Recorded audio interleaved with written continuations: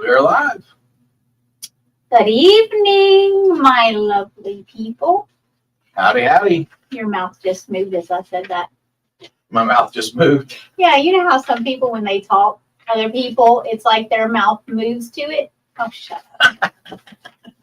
Hello, everyone. Welcome to Real Estate After Dark, where the market never sleeps and neither do we. Your late night source for answers and insight. I'm your host, Crystal Reagan, and this is co-host Adam Mullen.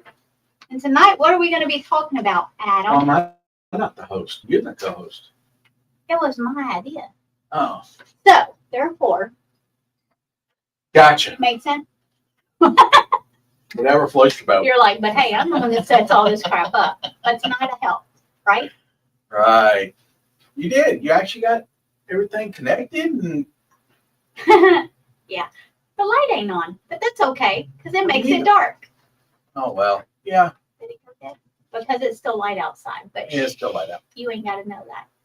All right. So tonight, blue collar realtor. Realtor. So what does that mean to you, Adam? Well, I mean, we all know the blue collar is the hardworking. It's the backbone of America. I mean, it's Boots on the ground. boots on the ground. It's the ones that are doing the work. It's the ones doing everything. I mean, as far as that, I mean, you've got all kinds of different realtors. You got teams. You've got single agents. We're single agents. But I mean, as far as this, I mean, and this is hands-on. Hands-on. This was kind of what the definition that we searched, and it came up saying, someone who embodies hardworking, hands-on, and down-to-earth qualities after associates, often associated with blue-collar professions. So, I mean, it's just kind of somebody that's really doing physically involved in every step of everything. Yeah, doesn't mean that we only work exclusively with like blue-collar clients or anything like that. No. It's just saying that how we look at ourselves as realtors, that we are blue collar, like we're not, dressed to the nines. We're not. No, I mean, most of the time I'm wearing polos and hiring most of the help out, or anything like that. We're doing it ourselves. Everything. Yeah. Unless we get fussed at because we don't leverage out stuff, but I mean, we do get fussed at. And you can do more, and we talked about that last week. You can do more if you leverage it out. But I think we it's also depends on what is it you like. Yeah. It's our clientele, I think, too. I think they like the fact that we have them from start to finish. Right. They can call us, about the appraisal. They can call us about 24/7, but no, not 24/7, but yeah. We do. We think they can call us 24/7. Yeah, and most of the time we answer. We can't sit here and try to play hardball like we don't. No, there's been times at 11 o'clock at night, 12 o'clock at night. Now, if I'm asleep, it's not going to wake me up. But here's the thing: if I wake up in the morning at 5 o'clock and I see that text, I don't think, oh shoot, it's 5. I better not text them back. I answer them because I want to answer them as soon as I can. Yeah. So, I sit there and get it. Sometimes when I do get them, I sit and it's like, I don't want to take an answer, but if it's something that's very important and needs to respond it back right away, then yes, I'll respond back. But if it's something that, I can get up and get my breakfast, I can get my coffee, I can get showered, the whole night, and then respond back. Yeah. Or if I know that or if it's somebody that I know that they may not necessarily be up. Yeah. Then I don't want to take it. Well, and because there's, that early in the morning, there's not, like if it is a question about lending or title or whatever, it's not like they're open to where you can reach out. Right. If it's something I can't respond back with, then it's, I'll try not to, a lot of times it could be, hey, I'll get back with you on it. If it's, so I've even scheduled text messages just because I don't want to forget that I didn't, I'll start to type. I'm like, oh, I don't need to send this right now. So I'll just schedule it to go at a certain I time. didn't know you could schedule them. You're gonna schedule a text? You know how I Technology schedule? with her is You going know to kill how I me. schedule a text? I say, "Hey Siri, set an alarm for blah blah blah to remind me to blah blah blah." And See then what I work with? and then we're sitting in here and I just snooze it. It just keeps going off and I snooze it. No, Siri, I'm just kidding. For what time? Oh, goodness. Who we Yes. got on there? Who is that? Our infamous Melissa Martin. Hi, Melissa. I love my Melissa. She is the most faithful. She is there every week, and I appreciate it so much. When are we going to get her That's back there? because she misses me. She doesn't see me anymore, so she has to see us here. I know. When's she just going to come back to KW? Melissa, I think that question's for you. She's Yeah. like, I didn't know I was answering questions. Okay, so what it might mean in practice as far as a blue collar realtor. Strong work ethic, always hustling, putting in long hours and going the extra mile for clients. So with that being said, always hustling. So yeah. I mean, we're always thinking, like we're always brainstorming, trying to think. You're always, traveling to go to different Stuff to courses learn. and classes to learn and back and forth, just doing different things. If I'm out of town, you're running for me. And Yeah, and last year I was gone I took several vacations. I had to get you on a couple of things here and there, but I mean, it's, so it's different stuff. It goes back and forth, but I mean, but you always have somebody in place. Like Right. It's never, hey, I'm sorry, I can't get to that right now. I'm on vacation. Or, hey, I'm in, visiting family, because your grandmother was, not going to make it very long. So you had to go back took to me. off on that. But you still had your computer. So if a client needed you, you're still available. You just can't physically be Heck, there. I've been over in Paris and Barcelona, and I was negotiating deals. Yeah. I mean, it's Because no matter what. Busy. I mean, I was gone this weekend, and then we wrote up an offer. Yeah. You showed it. I wrote it. It was multiple offers. They're back. Well, let's take that back. Take that back. Because we work with a lot of buyers. So we don't want to get into that mess. And we know what that's going to do is it's going to, hi, Daryl Huffman. Bye, Daryl Huffman. We know what that's going to do. It's going to outbid a lot of people on the, Yeah, I mean, we are starting to see, I think. The market's picking up though. So that's a good thing. We saw, in team meeting today that, the stats came up that, houses are sitting, for 40 plus days. But depending on the area and the price, they're moving quick. There's a lot more competition out there for buyers. Yeah. And as buyers start to warm up, they're going to be able to start being able to take and negotiate a lot more. So hopefully they'll take and understand that. And we've been talking about it. Lenders have been talking about it. Mm-hmm. Now is the time to buy. The prices of houses are still going up.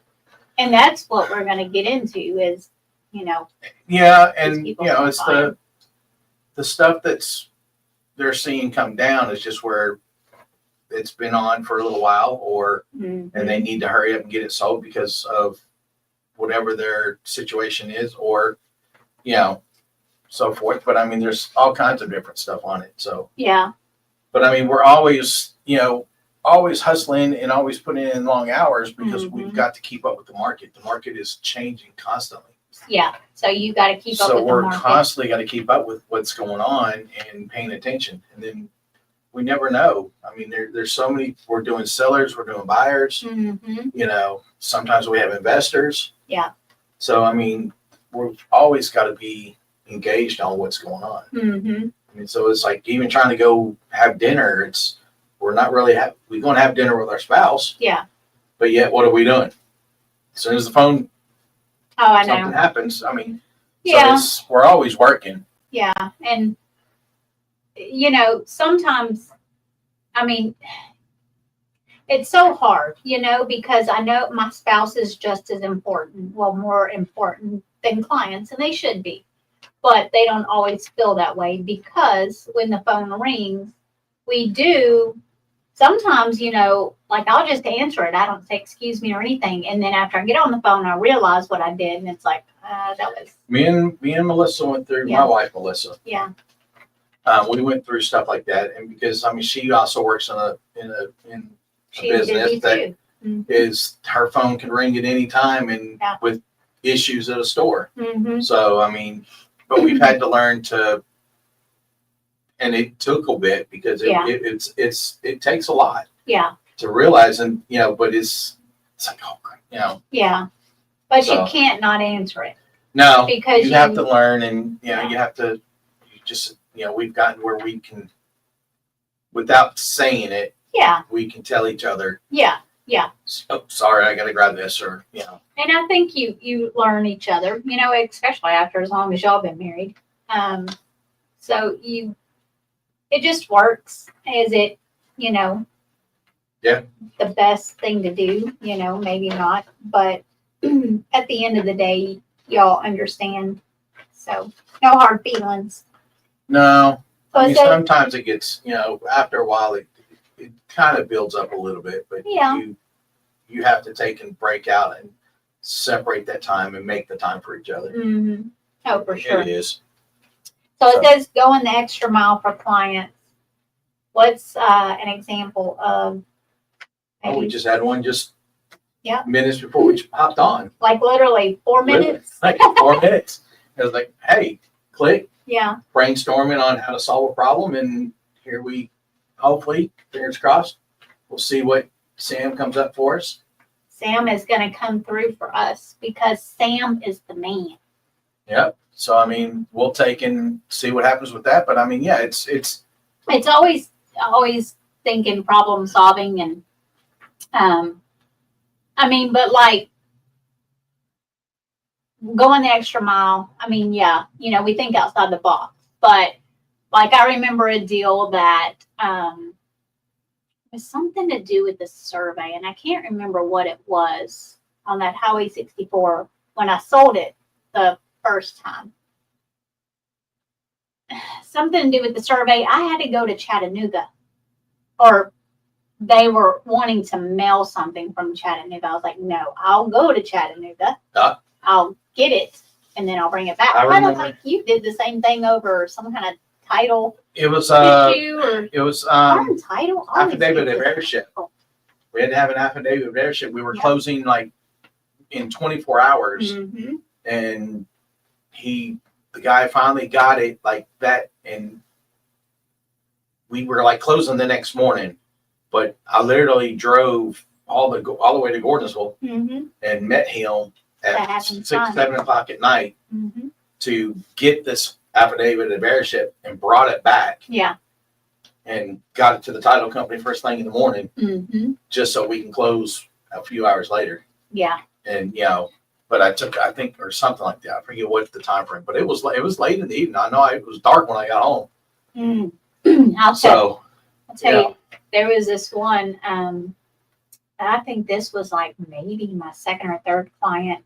It's the one I'll always remember. It took me 6 months to close it, but we were getting down to the wire 2 days before closing, and no, maybe it was the day before closing. I think it was the day before closing. I had the team leader here at the time, and like I said, I was new. Call her because I wasn't getting any response. And I had just called her, and she answered the phone, and she sounded really weird, like slurring her words and all this. I thought she was having a stroke. I was literally concerned. So I couldn't get her back on the phone. So I went to my team leader. I'm like, what do I do in this situation? I don't know if we're clear to close. We're set to close tomorrow. I'm not getting anything from this woman. And it sounds like something's going on with her. So he kept calling and calling. And finally, she worked for Bank of America. So he called the bank, the branch. They went in there to her office, and she was fine. She wasn't having a stroke or anything like that. She was messed up on pills and alcohol. And she apparently was never working on this file that we were set to close the next day. She had told me that she was working on it, it was just a long story. So anyway, so I had to go get all of my client's documents. She had him coming there every week, bringing paycheck stubs. No, I need you to bring them in person. And he was driving like an hour every day or every week to deliver the pay stub. And then she wasn't doing anything with them.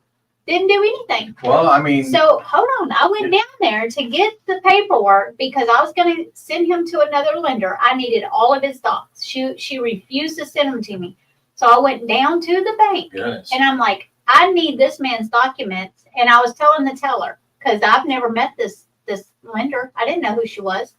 And so I'm standing there waiting at the teller, and this woman, I mean, she's towering over me. I'm talking, she's probably 6'2", this woman. And she was like, "Are you Crystal?" And I was like, "Yeah." And then she was like, "Oh, I'm so-and-so," and blah, blah, blah, blah, blah. And I'm like, and I just kind of giggled. She was like, "I want you to know I lost my job." I said, "Well, I guess you shouldn't be drinking at work, should you?" And I got the documents and left, and we saved the deal. And the day that we closed 6 months later, I'm talking the seller died during this process. My client lost his job. The lender wasn't working on it after he got reinstated with his job, and then got him with a new lender. The day of closing, his wife's mother was having a heart attack, but never told anybody because she didn't want it to mess up the closing again. I'm like, I remember something hearing about that one. I'm like, 6 months. How do you not remember that, Yeah. Well, it's like, I mean, the one that I closed back last year, I mean, the lender that we had, there was so much miscommunication going on that the other agent. I remember that. I ended up having to I ended up calling the lender. Yeah. And ended up actually calling the lender supervisor, because when I called her, I could tell she was doing a runaround. Yeah. Then I ended up calling her boss. Mm-hmm. She thought I was joking when I asked for the number. And I called and talked to him, and he didn't, once he got into it, realized what was going on, that there was something not right. Yeah. He jumped in and started to take care of it. Yeah. I mean, but it wasn't even I'm the seller. Yeah. I had the listing. Yeah. I was the listing agent. Yeah. So, I mean, of course the agent, she was like, "I appreciate you, but it's just one of those, it's not being afraid of taking and stepping in where we have to. Yeah.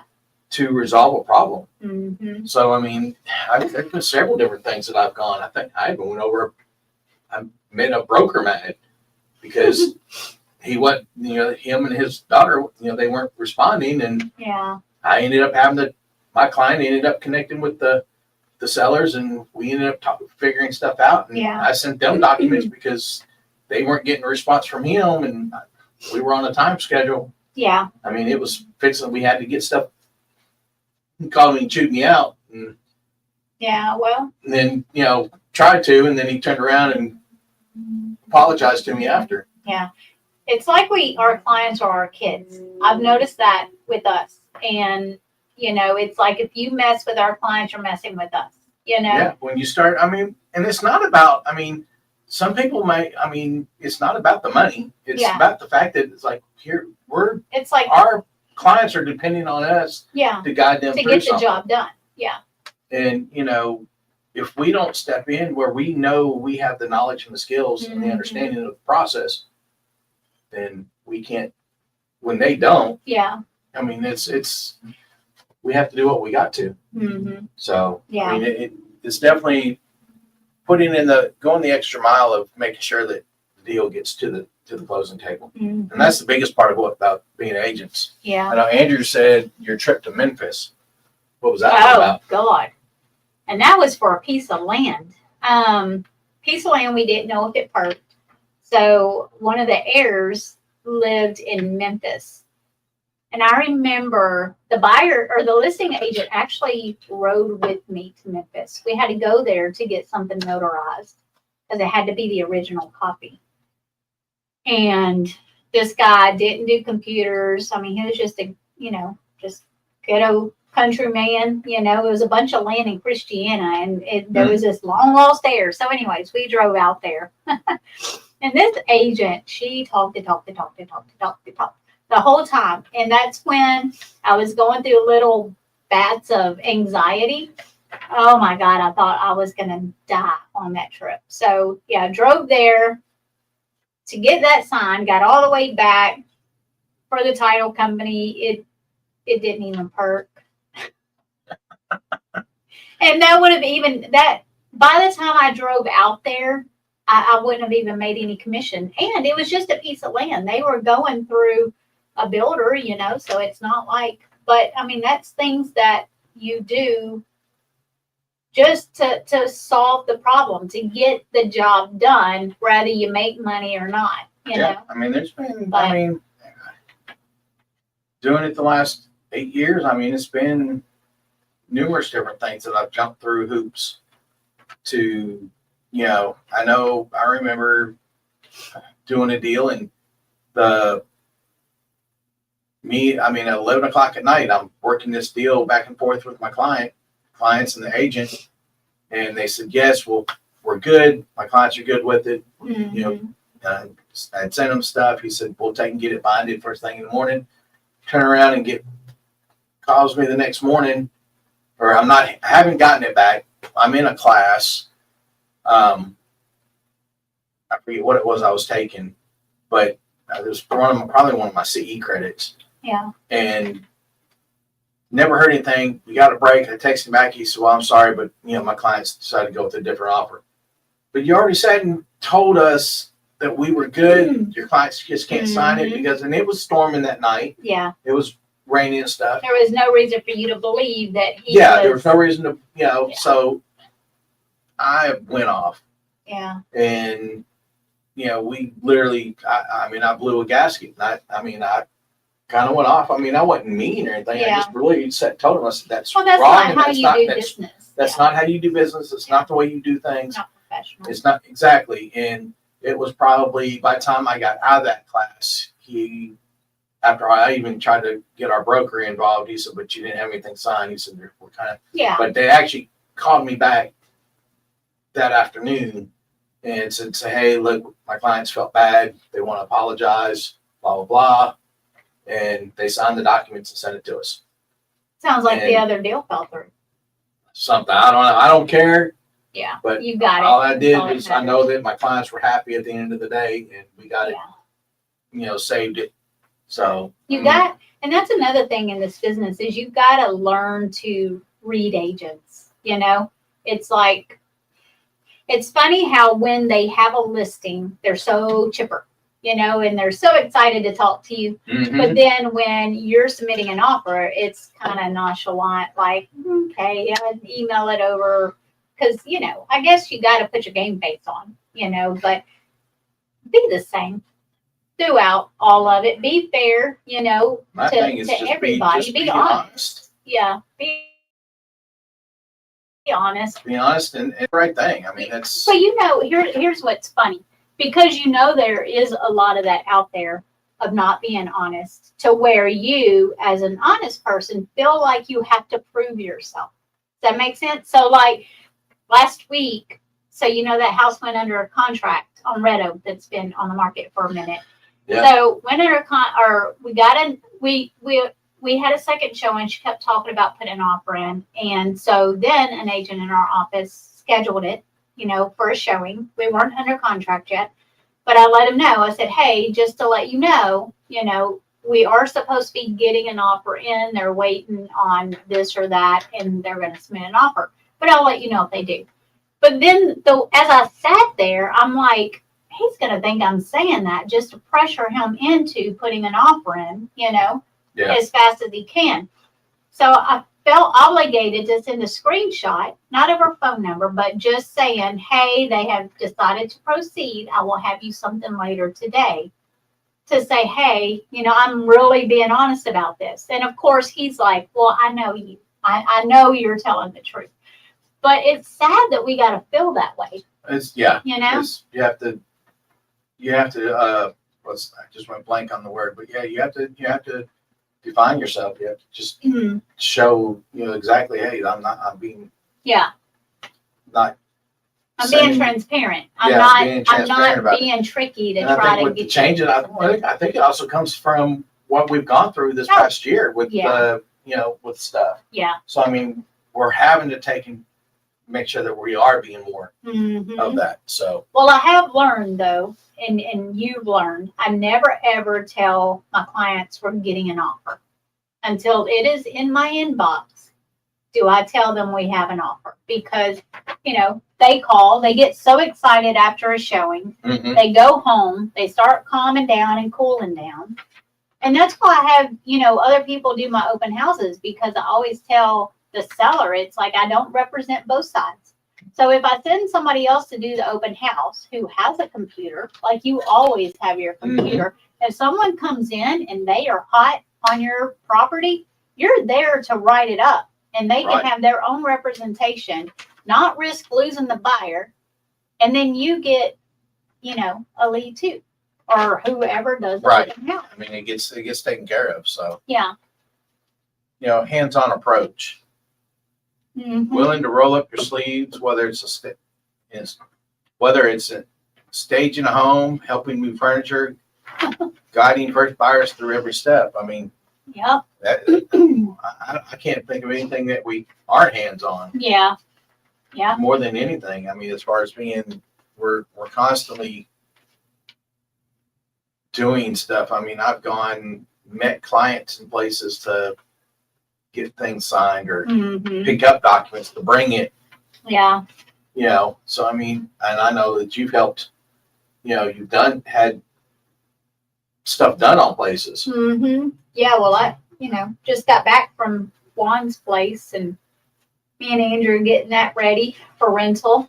So doing all that. But yeah, me and Kat, when she was younger and kind of working with me, we went to Clarksville, clean house. We did landscaping, went and picked up mulch, and you know, I mean, you do all the things, whatever it takes. And then, that one here in Murfreesboro, there was several things that needed to be done. Yeah, I think I So, remember some land that I had.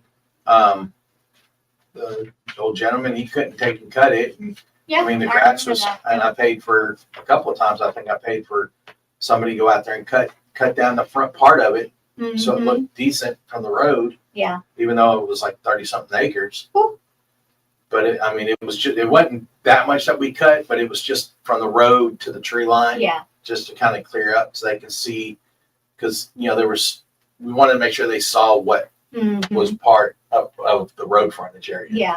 Yeah. So I mean, I paid for that. I mean, there's been a few other things I know of I paid for that just to help get the whole place sold. Yeah. Yeah. Because it's got to showcase the best. And if there's anything you can do to help get that done, like, if they can't. Yeah. And I think, I mean, I think negotiated being paid out of closing Mhm. on carpet or, something of those sorts. Yeah. Some kind sort of repairs, painting or some like sort of the repairs. inspection report comes in, and they can't afford to make the repairs. Yeah. It's like, So, I mean, there's different things. I mean, we do what we got to help get it closed. Yeah. I mean, and sometimes, Hmm. some of our clients, This is one of my favorites. No nonsense, straight talk, communicating in clear, honest, and direct manner rather than using overly polished sales talk. Here's the thing, a lot of agents, things come up, so hiccups come up. The lender calls and says, hey, we just seen this. Or the title company calls, hey, there's a lien, or there's this. And it's like a lot of agents are scared they hope it's going to fix itself, so they don't want to tell their clients. And then they wait till it gets closer to closing, and then all of a sudden, oh, well, I couldn't fix it. You got to let them and then know. If the there's deal a falls problem, through. let them know. So, yeah. But let them also know that you're working on it. Don't get discouraged. I just want you to be informed, and I'm working on it, and I'll fix it, because that's what we do. We fix things. Yeah, and the financing is probably the hardest stuff. But I mean, if we can help figure out, all right, how can we get these documents? What are these documents? I mean, I've had clients come in here because they don't know what to send or they don't have the right documents, I've scanned stuff in and emailed it. Oh yeah, go pick up documents from clients. Yeah, so I mean, but it is that no nonsense. It's like, hey, look, the lender just called. And that's having that good relationship with our lender is they can call us and say, hey, we spoke to so-and-so, this is what they need. I'm calling my clients and they're like, okay. Yeah. So, Michael just called or, we need to have, do you understand? This Does that make sense? Or, Do you know how to get this document? Yeah. You know what you need exactly. And if they're not sure, it's helping them get that. And figuring out where we need to get that, how to get it. Yeah. Make sure we can get it signed. If it needs something signed, helping them get it signed. Yeah. Power of attorneys or just different stuff. Yeah. Or even like, withdrawing from their 401k. Not that we help them do that, but we've sat down at our kitchen table, with Carrie, with Michael Church's team, and she would walk them through how to do, the withdrawal from the 401k and all that, so they can file for the hardship and not, And that kind of puts us sometimes in the gray area, but but we're not doing it. It's the no, lender. we're not doing it. Yeah. But we're still, sometimes it's. And both of those were family members, so it's like you already kind of know their financials or whatever, and they don't mind. But then you got some people, that might not be able to read and write, and they just physically need help, to do it and to know what to do or how to do it. So it's just being honest, and that's my biggest thing is, and I've had some that I kind of, and I have to kind of tell my clients sometimes, hey, look, I may say something that it may take and ruffle your feathers, or it may make you feel uncomfortable, but if I'm not being honest with you, I'm not doing my job. Yeah. And if it's something that I wouldn't put my, if it's something I'm going to tell my family, I'm going to tell you. Yeah. Because that's the way I'm going to treat it. Because I want to make sure that you are well taken care of. Yeah. And if I don't just come out and say it, then I just sit back and not say nothing, and things go the wrong way, then I'm to blame because I didn't say something. Yeah. So it's better. I mean, for me, I'd rather be clear up and honest for sure. Yeah. And sometimes it kind of makes some people uncomfortable, but some people then, when they finally realize, they understand and they appreciate it. So, relatable and approachable. Building trust by connecting with clients on a personal level, making them feel comfortable and respected. Yeah. I mean, that comes down to where, like you said earlier, we treat them like they're our kids or, they're our family. Yeah. We talk to them like they're our family. And it's just because we want the best for them. We want to make sure that they're taken care of and protected because that's what we're supposed to be doing. Yeah. And I think, also, we're kind of humble. We're down to earth. We're approachable.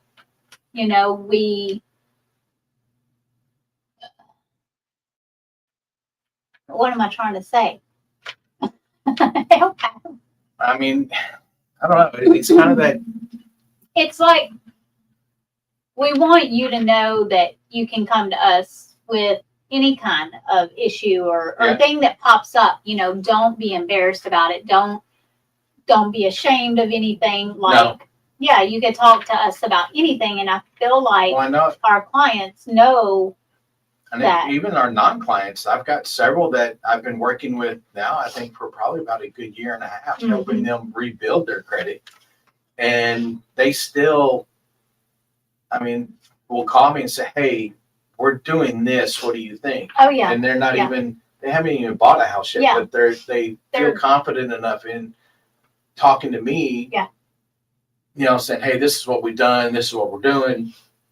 And I can tell them, it's like, okay, well, you might want to make sure you're doing X, Y, and Z because this may not help you get where you're finally going to be going. Like I see this, getting you there quicker than this, Right. So, but they trust you, and even clients after the fact, like they're years down the road. In fact, I had one last night reach out. One of my I guess you would call them lifelong client, seems like. But, you know, Well, that's what you hope. they're like, you know, what are the interest rates looking like right now? And, you know, of course, you've got to refer them to a lender, you know, but you also know roundabout what they're running, and you know where they're at on the house they purchased with you. So it's like right now is probably not a good time, you know, by the time you pay the closing cost and all this, you're going to be in the hole. It doesn't make sense. And your payment's going to be more. I just had that similar conversation with, Yeah. you know, past clients of mine that they ended up buying, I guess it was a new construction. Yeah. And I don't know what they were told when they bought it, whatever else, but they didn't use me. But yet they've reached back out to me, and I still communicate with them. Yeah. And they reached back out to me and said, hey, they're looking at wanting to sell it. Yeah. They want to make X amount of dollars off of it, Mm-hmm. you know, net so much. And after looking at it, and I mean, we're not perfect. Yeah. We can sometimes run comps and we may miss something. Mm-hmm. But you know, the way we do some things, this one here I missed because it's a lot bigger house. Yeah. And it just didn't fit within the criteria that Mm-hmm. comping the house on theirs was like 2,400 square feet. This one was like 3,600. So, Oh, wow. I mean, it was a big difference. Yeah. Or 30, you know, something. It was a lot bigger. So, I mean, it definitely caused a difference, but it's selling for what I was thinking we probably should list, or at least start out to hopefully net what they were looking at. Yeah. But after I went back and pulled up some more stuff and then pulled in these looked at everything that was selling in that area without looking at some of the stuff just to see. Yeah. I was like, yeah, they're really not going to, by the time the compensation, agent compensation, and then whatever they may possibly pay out for closing costs or something like that, and their fees, they're not going to net what they're hoping to net. Yeah. So it was like, and that was just bought 3 years ago. Yeah, and that's what you need to do. Like, if Yeah, they're not going to make any money, or it's not going to be worth their If it's while. right. And then Yeah. they say, well, we'll just stay in it. We'll just go ahead because we're not really in a rush. You're not, looking. Yeah. Because I asked them, I said, what's the main reason? They were like, well, we're not really in a rush. They were just, Mhm. because of the way things are going, they were thinking about selling it. Yeah. And then they were like, well, we'll maybe do some upgrades. I said, well, just be careful on what upgrades you're going to Yeah. do. Yeah. Because some things don't always increase the value. Mhm. So, I mean, it's You don't it's want to having put those more money conversations. into it. Yeah. Yeah. And you don't want to take and it's as much as I would love to have gotten the listing and everything else, but it's not, at the end of the day, it's not helping them. Yeah. So, but yeah, I mean, there's, I think our biggest thing, I mean, being what we're calling a blue collared realtor is just, it's definitely having the hands on. Yeah. We're constantly nurturing our clients, staying in contact with them through the whole Mhm. process. Yeah. I know there's contract to close, side of things that, a lot of agents use. Mhm. Sometimes they have admins that help them with Yeah. stuff like that. I think really and truly, I mean, it's the biggest part is what as an agent, what are you comfortable with? Yeah. And what's, Yeah. it's not always about making, I mean, we don't make, everybody thinks we make tons of money, Mhm. but we also spend a lot of money, Oh, God. more than what, we probably, I think I spent $58,000 last year. That was my deduction. that was your deductions. Mhm. I think mine was, There was one property, it was like 7,000. Yeah. And but they needed to sell the house, and it had been on the market over a year, and I mean, it needed some repairs. It needed a lot, and they just didn't, have the funds to do it. And and in order that's sometimes just, to get the most out of it, you have to do that. and sometimes you can recoup some of that, Yeah. and sometimes you take the hit. Sometimes you just don't want to, Yeah. But the important thing is they got the house sold, and they moved on. But they'll think of you later and Yeah. send you other people. So to me, that's worth the extra. Oh, for sure. 100%. Sending you some extra people and stuff. Yeah. So has anybody got any questions on there? I don't know who's all on there. Prioritizing hardworking families, first-time home buyers, or those who might feel overlooked in the market. I don't think we prioritize anybody. We just like to help people no matter what. Yeah. To me, I think it's just the whole, if it's somebody looking to buy or sell, Mm-hmm. I'm going to be there to help them. Yeah. And, do whatever it takes, whether it's a $200 and something thousand house or a $1 million house. Mhm. They're going to get the same treatment. Yeah. Yeah. You're just as important as this person is. Right. Yeah. And, yeah. But always give your all, Yeah. Trying to think of. Anybody got any questions? About bringing integrity, grit, and hardworking mentality. Yeah, we're definitely hardworking. Yeah. That's for sure. Let's see. We've had Greta was on there, Joni Nelson, Lisette, Eric Blizzard, Oh, Pam Carver, where's Eric Kristen at? Smith. Oh, it's sweet Kristen. She's Yeah. fixing to move out of. JD gave us some love. We really appreciate you guys joining us every Tuesday. I was hauling balls to get here from Florida.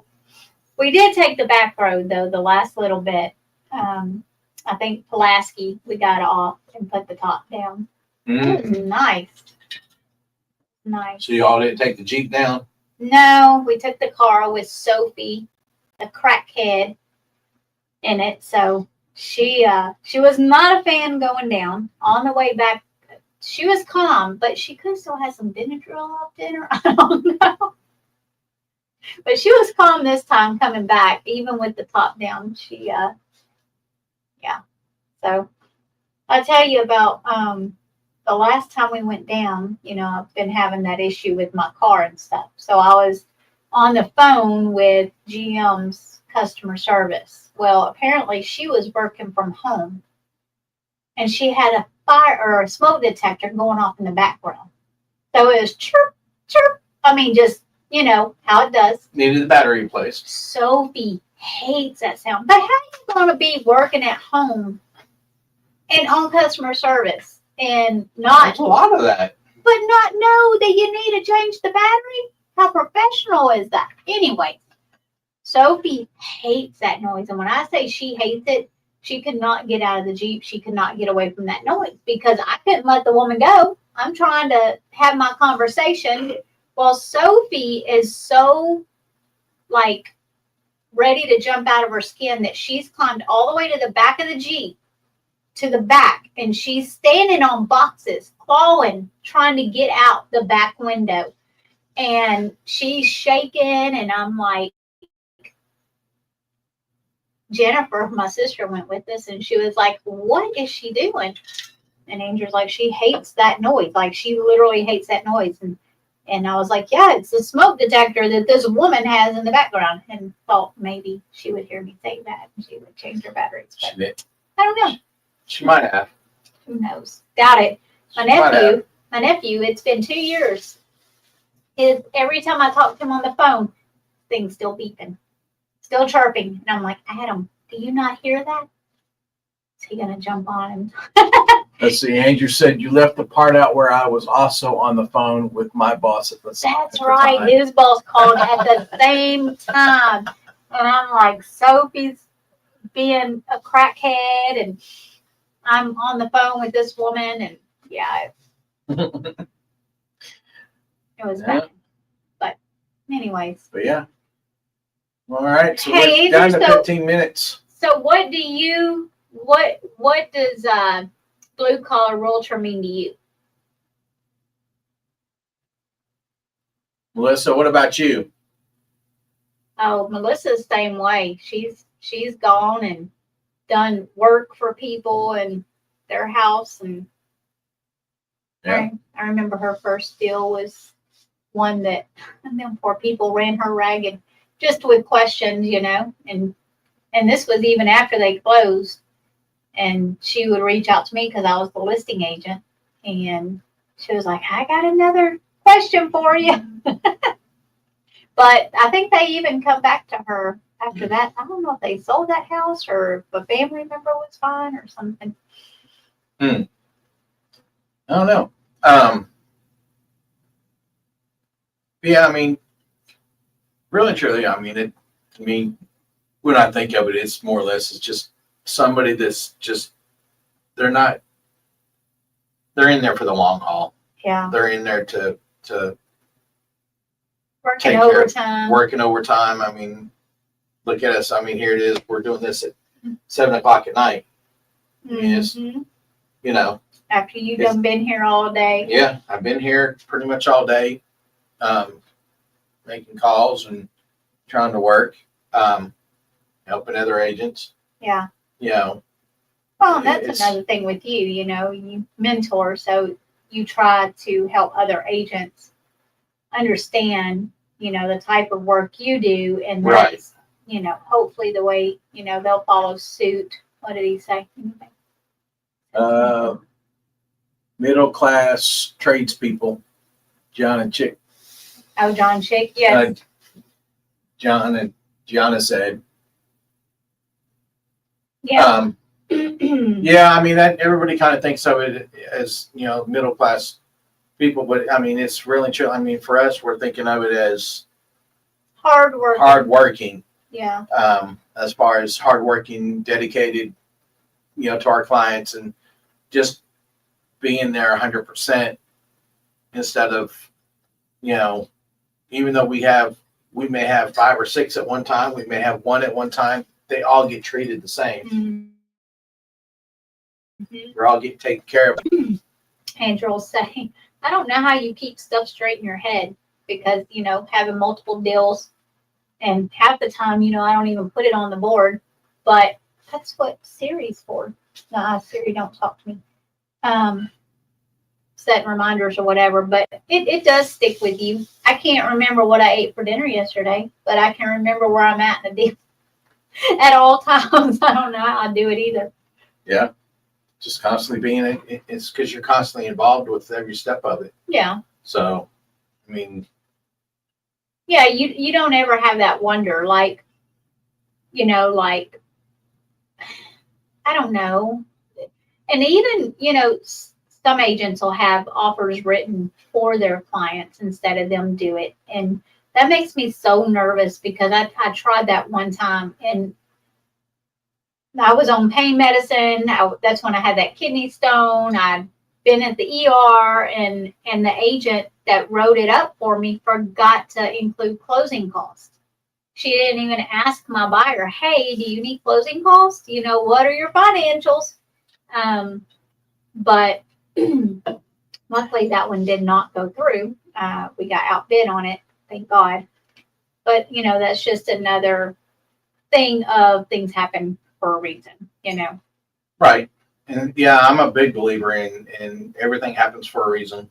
Mm-hmm. And I try not to,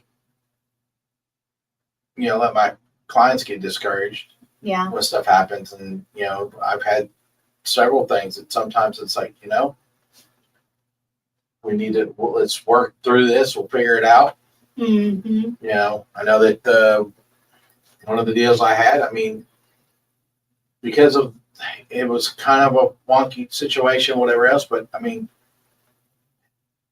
I'm grateful for him because, I think he really think he felt bad about something. That's why he paid for it. But, he went ahead and paid for, $250 worth of the plumbing repairs that they had requested just to try to get it done. Mm-hmm. And I really think it's because he felt bad because of how his clients were being. Yeah. But end of the day, hey, it worked out. We got it done. And everybody will move forward. Yeah. So. Yeah, stick to what you set out to do and see it through the end. Yeah. And, I know that the one where I had to get onto the lender myself or whatever else. And, we've taken in, I can call her. She's in an area that, we don't have a Keller Williams office, but I can use her as a referral partner down there because she knows that, how I am and how I work. How you work. So, and I'm sure she'll, if she needs something, she's liable to call me if she needed to. Yeah. So, it's never, even just building relationships with our colleagues out there. Yeah. Well, and I know when we look for referral partners, we're looking for people that work like we do. And so you've seen me in here looking for one in Michigan. And when she told me that she has, buyer's agent, she don't show property, she's in the back, it's like, you're probably not the one for this client because she wants you to be up front and center and with her the whole time. Because, she said that made, Yeah, she did. She understood it. She did. Yeah. So, I mean, it's kind of those, sometimes some agents know, and sometimes, I mean, you are involved in anything else, and sometimes I'm your showing agent. So, I mean, it's kind of the same concept. It is. And, but I mean, sometimes some agents need. Yeah. Well, I mean, like, she was talking about she didn't show property at all. Sometimes, just to keep your client, make sure they have a chance at it. And this worked out perfect, because you don't want to say, hey, well, although this house has been on the market for 30 plus days, I'm out of town. I'll show you when I get back. Well, what happened? Had an offer on it. Yeah. So you said, hey, they like the house. It's got an offer on it. Do your magic. And so we went in and, they still got closing costs and a little bit off of the list price. So yeah, it's just being prepared at all times to get crap done. I was sitting on a golf cart, just left Chris and Brianna. I was like, I got to go to the golf cart. I need to write an offer. And I mean, battery was dead. Look, I had 2%. My phone died on me, actually, on the agent right before I got it submitted. Andrew, she needs a backup battery for her phone, and then she needs a way to plug up her laptop. It worked out. I got it done. On the outskirts. Yeah. Yeah, it's just getting it done. But no, it's definitely, it's one of those that you always want somebody else. You want the right people in place. I mean, we do have other people that we do depend on to help each other. Yeah. We can't be there. We want to make sure that our clients are always taken care of. I mean, I remember. But we always follow up with, we're still involved. We communicate. Yeah. So we know exactly what the whole picture looks like, Right. And that's the big part of it because, I mean, end of the day, it's even though it was your client, I still, because I know how you are, I know exactly what needed to be done. You gave me enough details of what's going on. Yeah. And, we've done this together for quite a while. Well, hell, we come in dressed alike. So we practically read each other's mind at this point. So, yeah. And listening to you on the phone all day, you listening to me on the phone all day. Yeah, we know how each other works. And that's why I don't really trust anybody but you. Yeah. So. But, I remember when I did go to Paris, I mean, I remember that couple that, I had when Miranda, I had her taken. I was like, hey, look, I honestly, when she called me, because she called me the day before that evening, and I just told her, I said, hey, look, I'll definitely be able to help you out. Yeah. However, I am leaving tomorrow morning early in the morning for, vacation. I said, I do have, so-and-so that will take and, and her and Miranda, because they were both military. Yeah. Hit it off great. Yeah. And that was just definitely one of those ones that, I mean, while I was gone that week, Miranda showed her 2 or 3 houses, and I wrote it up. Mhm. This is when Miranda first was started, Yeah. and I split it with her, and because Yeah. it's the right thing to do. She Mhm. did the legwork and stuff, and I did the paperwork on it. Yeah. We still, both of us went to closing with her, and Mhm. still took care of them. It's so you still have to have. Even though we are single agents, we still have to have people to Yeah. leverage things off, but we still are involved 100% Mhm. with our clients, and it's our clients know that. Yeah.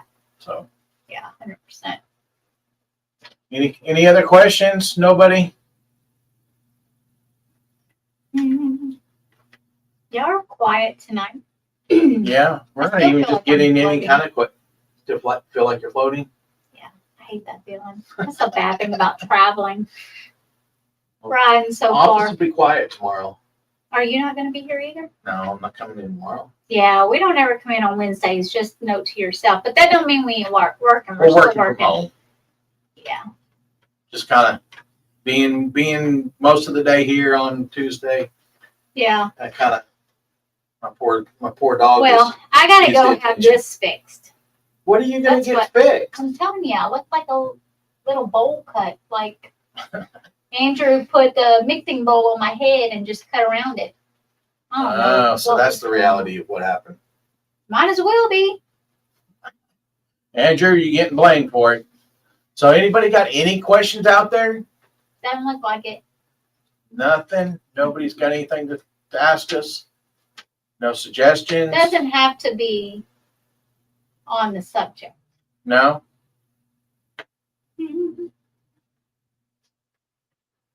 Any ideas? Maybe for next week? Relationship goals. Good talk. That's next week. Relationship goals. Relationship goals. Huh? Bring a box of Kleenex. Oh God. Is it that sad? I don't It know. shouldn't be that sad.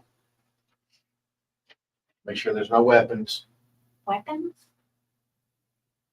What Yeah. kind of show we having? I don't know. You're saying relationship goals. That could go sideways quick. Well, goals means something that you want, not what. Yeah, but you have to agree on them. I guess so. Where's James? James, you are here from Alaska and you're not here. Like, where are you at, James? Oh, you need to send him that meme again. Where are you at, James? That's funny. Sending his virtual girlfriend. Yeah. I think that one the other day, she was wanting him to help teach her how to swim. Did he say anything about that? I never sent that one to him. I don't think. What? Or did I? Hey, you did. Yeah, he never He never responded. responded to it. He's tired. Well, everybody, I guess if we're not gonna, nobody else wants to talk to us. Fine. We love y'all still, though. I guess we'll. I don't know. I think we're pretty much. I guess we're here. You got For our you. email down there at the bottom. Yep. So And you can reach us at our numbers. I don't know if you can see them, but you can reach us on our Facebook, or I'm sure if you know us, you've got our numbers. Give us a shout if you know anybody looking to buy or sell or invest or invest. here or Florida. Yep, Crystal in Florida. Well, Me, I know I'll put you with Crystal. yeah. So, Then we'll be the either, referral. either way, we'll get you taken We care will of. take care of you. Yes. We'll definitely get you squared away and make sure that you are well taken care of and feel confident about Start to finish. buying a home. Yes. Thank you guys for joining us, and we'll see you next week. We'll see y'all next week. Send us your ideas and questions for next week. Hey, y'all wait till y'all see my haircut next week. It Should better be be bald cute. Or like I'm going to me. be bald. One of the Should two. be like me. Yeah. I'm going to come Perfect in haircut. with a big old fancy wig. Got some All right. floopy floops. Oh, bye. Good night, y'all.